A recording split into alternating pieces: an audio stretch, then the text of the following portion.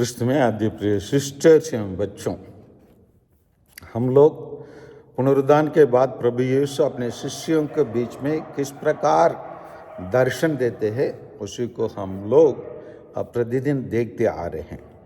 और आज हम लोग देख रहे हैं कि इम्माउस घटना के बाद फिर एक बार प्रभु यीशु अपने शिष्यों को दर्शन देते हुए ये संबोधित करते हुए कहते हैं तुम्हें क्या मिले? शांति मिले। क्योंकि प्रभु यीशु यूहन्ना के सुसमाचार 14:27 में कुछ कहते हैं, शांति के संबंधित कुछ बातें कहते हैं। मैं तुम्हारे लिए शांति छोड़ जाता हूँ, अपनी शांति तुम्हें प्रदान करता हूँ। हाँ, वो संसार के शांति जैसे नहीं, इसे नहीं। संसार के शांति से मतलब क्या है? कभी कभी हम लोग पूछेंगे घर में सब लोग कैसे? हाँ, सब ठीक है। कैसे? सब ठीक चल रहा है। मतलब घर में सब ठीक है या देश में सब ठीक, मतलब जब कुछ लड़ाई झगड़ा नहीं है, खाने पीने हो जाता है, रोज तो सुबह उठते शाम को लेटते, ये शांति समझ लेते। लेकिन वो शांति नहीं है। ईश्वर हमारे लिए अलग तरीका से शांति प्रदान करता है। जब हम ईश्वर से जुड़े रहेंगे, ईश्वर हमारे साथ रहेंगे, वही है असली शांति। वही शांति को प्रभु यीशु यहाँ प्रस्तुत करते हैं और उनको प्रदान करते हैं। लेकिन उन लोग प्रभु यीशु को देखकर उन लोग भयभीत हुए, घबराए हुए और उनको क्या समझ गए? प्रेत को रूप में उन लोग प्रभु यीशु को देखने लगे। क्योंकि उन लोग विश्वास नहीं कर पा रहे हैं। क्योंकि वो एक कारण यही है क्यों उन लोग विश्वास नहीं कर पाए, क्योंकि प्रभु यीशु को इतना मारा गया और हम लोग छोटा से गांव हो गया, हाथ में और पैर में कितना दिन लग जाता है वो ठीक होने के लिए? कम से कम 1 सप्ताह लग जाता है। हमारे लिए क्या है, छोटे से हाथ में चोट लग जाता है, वो ठीक होने में 1 हफ्ता लगता है। प्रभु यीशु ऐसा नहीं थे, उनके लिए बहुत दुख तकलीफ दिया हुआ, बहुत मार खिलाया गया है ना। इसीलिए उन लोग ऐसे चीज कैसे इतना अचानक?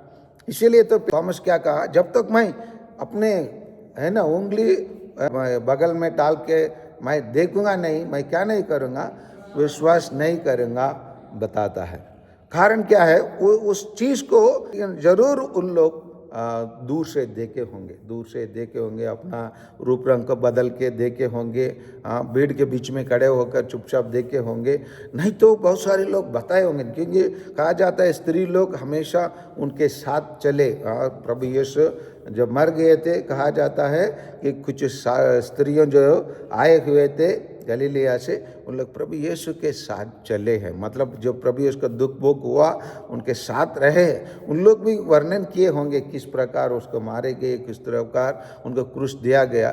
उन सभी चीज़ों को देखने के बाद उन लोग विश्वास करना मुश्किल होता है, क्योंकि उनका सोच क्या, कल जैसे मैं बताया कि उन लोग एक राजनीतिक नेता के रूप में प्रभु यीशु को उन लोग देखे हैं। लेकिन उन लोग पूर्ण रूप से प्रभु यीशु को समझ नहीं पाए, देख नहीं पाए।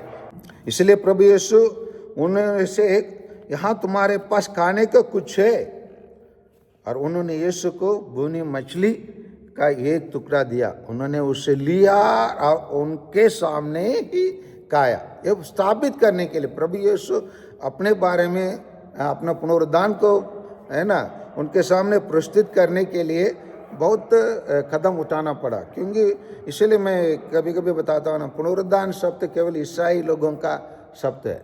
अन्य धर्म में पुनरुद्धान बोलेंगे तो उन लोग पुनर्जीवन विश्वास करेंगे। पुनरुद्धान के बारे में उन लोग समझना मुश्किल है। उन लोग के लिए कुछ नया शब्द है, उन लोग पूछेंगे क्या है, क्योंकि उस बात को ना प्रभु यीशु के साथ रहने वाले समझ पाए, ना बाद में रहने वाले नहीं समझ पाए। और इसीलिए प्रभु यीशु अपने आप को उनको सामने प्रस्तुत करना और समझाने की अधिक आवश्यकता पड़ा। इसीलिए वो धर्म ग्रंथ से सभी बातों को उनके लिए बताने के बाद प्रभु यीशु उनको अपने विश्वास में मजबूत दृढ़ बनाते हैं। आइए हम लोग भी कभी कभी कोई भी चीज़ में विश्वास करने में हम लोग देर कर देते हैं, अविश्वासी बने रहते हैं। आइए हम लोग विश्वास करने के लिए और विश्वासी बनने के लिए हम शिष्यों जैसे हम लोग भी धीरे धीरे प्रभु यीशु हमको तैयार करें और हमारे विश्वास में आगे बढ़ने की शक्ति प्रदान करें। आमीन।